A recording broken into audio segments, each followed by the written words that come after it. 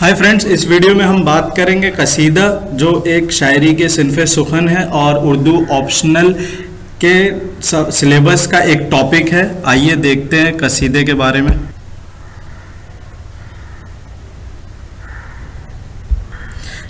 कसीदे की पैदाइश सरजमीन अरब पर हुई और इससे बहुत सारे काम लिए गए। मसलन किसी शायर ने अपने कबीले के औसाफ बयान किए, किसी ने गाँव को कसीदे में ढाला, किसी आशिक ने अपने इश्क को कसीदे का रूप दिया। कई शायरों ने ज़ाती तजुर्बात, उनके जो एहसास है और फितरत के मनाजिर हैं, मुल्की मसाइल हैं, जो अरबी कसीदे में इनको जगह दी।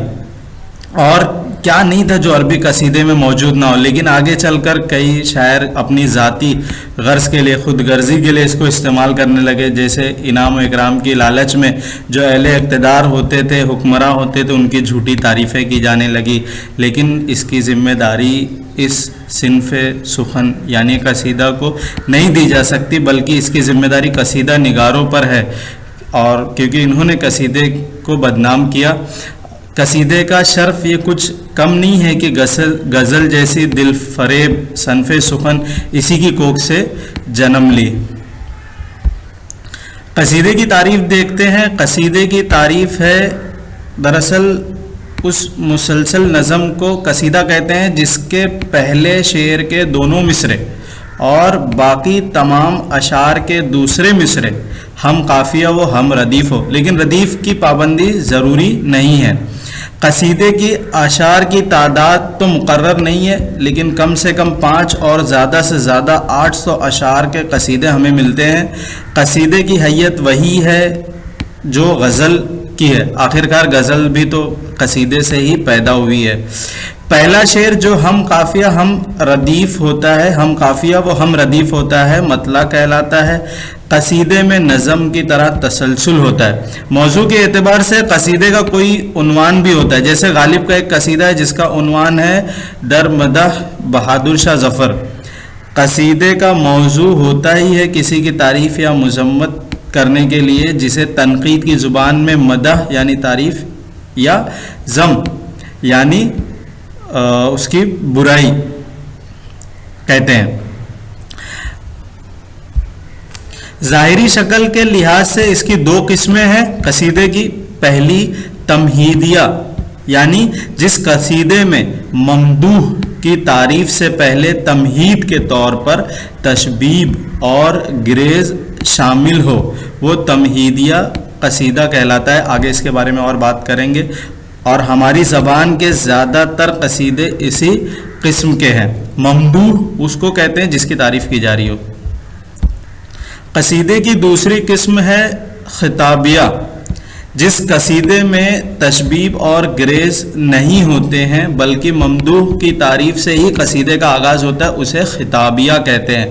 मिसाल के तौर पर आलमगीर सानी की मदह में यानी तारीफ़ में सौदा का एक कसीदा है जो कुछ इस तरह शुरू होता है कि है इश्तिहार तुझसे मेरा ए फल के जनाब। लेकिन इस तरह के कसीदे उर्दू में कम है। मजमून के एतबार से 4 किस्में हैं। पहला मदहिया, यानी जिस कसीदे में किसी की मदह यानी तारीफ़ की जाए। हिजविया, यानी किसी शख्स की बुराई बयान की गई हो या ज़माने की ख़राबी का गिला हो। वाजिया मतलब जिसमें कोई वाज या नसीहत जैसे मज़ामीन हो। बयानिया, जिसमें मुख्तलिफ़ हालात व कैफियत का बयान हो, जैसे बहार का तस्करा, ज़माने के हालात व मुसाइब का गिला, जैसे शहर आंसू वग़ैरह। तशबीब के मज़मून के एतबार से भी किस्में हैं। जैसे कि अगर तशबीब में बहार का जिक्र हो तो ये बहारिया कहलाएगा। अगर इश्क व आशिकी का बयान हो तो इश्किया कहलाएगा। अगर तशबीब में शायर अपने हालात और ज़माने की शिकायत करे तो हालिया कहलाएगा। और अगर शायर अपने कमाल शायरी पर फ़ख्र करे तो फ़ख्रिया कहलाएगा। और अगर दुआ से आगाज़ हो तो ये कसीदा दुआइया कहलाएगा। ये तशबीब के मज़मून के एतबार से किस्में हैं। देखते हैं अज्ज़ाए तरकीबी। कसीदे के अज्ज़ाए तरकीबी क्या क्या हैं। अज्ज़ाए तरकीबी में जो पहली चीज़ है वो है तशबीब। قصیدے کی تمہید کو ہی تشبیب کہتے ہیں۔ عربی شعرا جو ہوتے تھے وہ عشقیہ اشعار سے قصیدے کا آغاز کرتے تھے، اسی نسبت سے اس حصے کو تشبیب یا نصیب کا نام دیا گیا۔ تشبیب کے معنی ہیں شباب کا تذکرہ اور نصیب کے معنی ہیں حسن نسوانی کا ذکر۔ اردو اور فارسی کے شاعروں نے اس شرط کو باقی نہیں رکھا اور اس میں ہر طرح کے مضمون داخل کر کے اس کو وسعت دے دی۔ بعض نے تو اس میں غزل بھی شامل کر لی، ظاہر ہے یہاں عام غزل کی گنجائش نہیں ہوگی۔ تشبیب کا پہلا شعر قصیدے کا مطلع ہوتا ہے اور یہی وہ شعر ہے جو سامعین کو متوجہ کر لیتا ہے یا بے توجہ کر دیتا ہے، اسی لیے شعراء نے اسے پرکشش بنانے کی پوری کوشش کی۔ اس لیے تشبیب کے مضمون کا انتخاب کرتے وقت ممدوح کی شخصیت کا خاص خیال رکھا جاتا ہے۔ جیسے بزرگان دین کے ممدوح میں لکھے گئے، یعنی بزرگان دین کی تعریف میں لکھے گئے قصیدے میں پند و نصیحت اور دنیا کی بے ثباتی جیسے مضامین ان کی تشبیب کے موضوع ترین خیال کیے گئے ہیں۔ قصیدے کا اصل مقصد ممدوح کی تعریف یعنی کسی کی تعریف ہے اور تشبیب صرف اس کی تمہید ہے۔ اس لیے شعراء عرب نے یہ شرط لگائی تھی کہ تشبیب کی تعداد مدح یعنی تعریف کے اشعار سے کم ہونی چاہیے۔ دیکھتے ہیں غالب کا ایک قصیدہ بہادر شاہ کی مدح میں، بہادر شاہ کی تعریف میں، جس کی تشبیب ہے یہ: ہاں ماہ نو سنے ہم اس کا نام، جس کو تو جھک کر رہا ہے سلام۔ ماہ نو یعنی نیا چاند، یہ اس سے کچھ سوال کر رہے ہیں اور جب جواب نہیں ملتا ہے تو یہ خود ہی کہتے ہیں، کیا کہتے ہیں؟ شاید تو خود بھی اس کا نام نہیں جانتا، تو لے میں بتاتا ہوں اس کا نام بہادر شاہ۔ اور یہ شعر ایک ڈرامائی انداز پیدا کر دیتا ہے جو گریز کی بہترین مثال ہے۔ کیا کہتے ہیں یہ آگے؟ یہ شعر کہنے کے بعد اگلا شعر کہتے ہیں: تو نہیں جانتا تو مجھ سے سن، نام شائستہ بلند مقام، قبلہ چشم و دل و بہادر شاہ، مظہر ذوالجلال والاکرام۔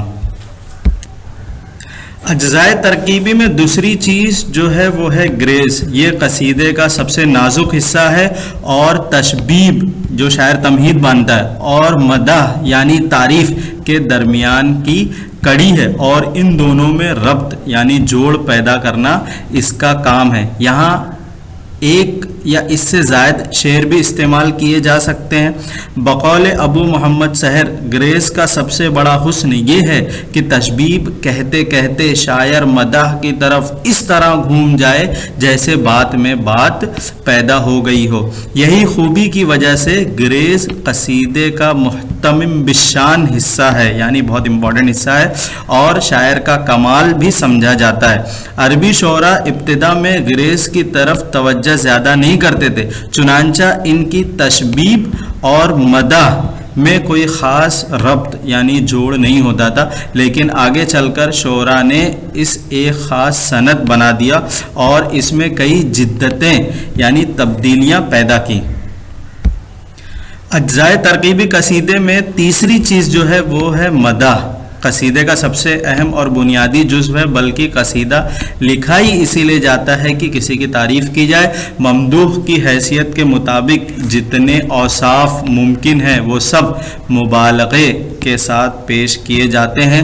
ان اوصاف کا شمار ممکن نہیں ہے، مگر عام طور پر کسی ممدوح میں جو خوبیاں پائی جاتی ہیں، ممدوح یعنی جس کی تعریف کی جا رہی ہو، ان میں جو خوبیاں پائی جاتی ہیں ان کا بیان ہوتا ہے۔ مثلا اگر ممدوح کوئی مذہبی شخصیت ہے تو فقر و استعنا، راست گفتاری، علمیت، خدا ترسی اور کشف و کرامات جیسی خوبیاں اس میں پائی جا سکتی ہیں، تو یہی ساری چیزیں مبالغے کے ساتھ قصیدے کے مدح میں پیش کی جاتی ہیں۔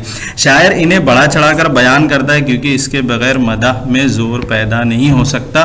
ممدوح کی تعریف اس کی ذاتی اوصاف پر نہیں بلکہ اس طبقے کو پیش نظر رکھ کے کی جاتی ہے جس سے اس کا تعلق ہے۔